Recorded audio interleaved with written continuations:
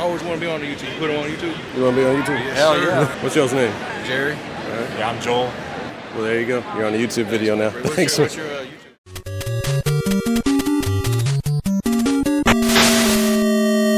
Hey everybody, welcome back. And this week we're at the Indie Convention Center in downtown Indianapolis to check out Horrorhound Weekend. If you didn't know, Horrorhound is a convention that covers all things horror, including movies, masks, toys, art, pretty much anything that you can think of. It's all here.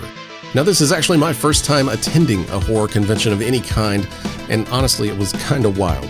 While it may not be as big as stuff like your typical comic book convention or whatever, there was more than enough ground to cover at this thing. The main exhibit hall here is basically home to most of the merchandise and all of the 600 or so actors doing signings and photo ops. Seriously, it was insane how many of them were here. And while it was cool to catch glimpses of people like Alex Winter and Robert Englund, I was actually more interested in pretty much everything else. It's a huge collection of stuff that you definitely do not see at other conventions. Of course, they got your standard collector tables and stuff like that, but then you got the Trauma team here with approximately 5,000 DVDs sitting out along with signed pictures and stuff. Also, a lot of the independent movies were here hyping their projects. It was definitely a change of pace compared to what you usually see at this stuff.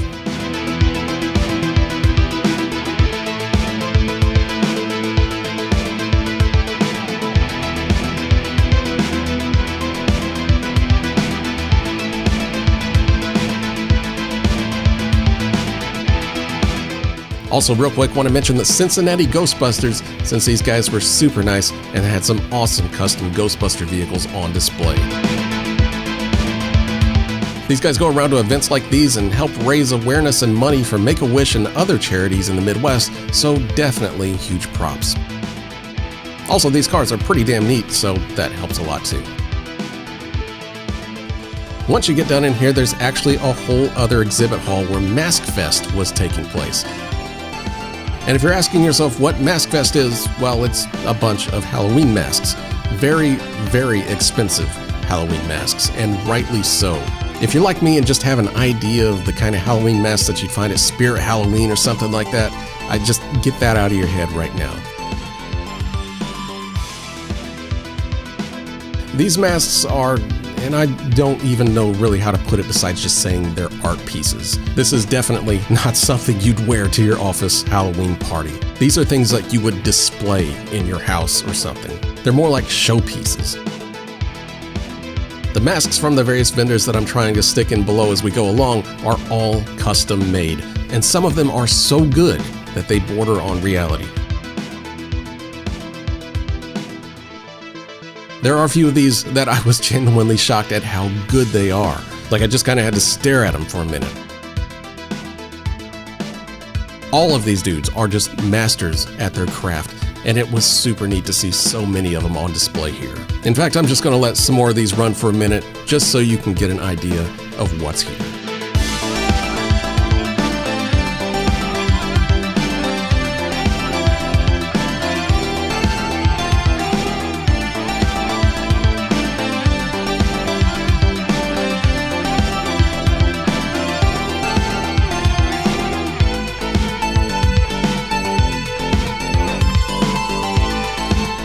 And it wasn't just the smaller vendors here either. They also had special effects legends on hand as well, like Robert Kurtzman, who designed all of this stuff. Also, my heart damn near skipped a beat when I turned the corner just to see Tom Savini sitting in front of me. As someone that grew up in the 80s and 90s, these guys are just bigger than life to me. And it wasn't all masks either, since more than a few tables were dedicated to some incredible craft work. I mean, just look at some of these custom statues and scenes. The amount of detail put into these is just staggering. You really kind of have to see it for yourself. Personally, I would literally fill an entire room with these if I had the cash. Honestly, this second exhibit hall is what made the convention for me. There was so much cool stuff jammed into this hall that I'm sure I missed 90% of it. But what I did see was impressive on another level. If you ever get around to attending Horrorhound, this right here is worth the money by itself, to me anyway.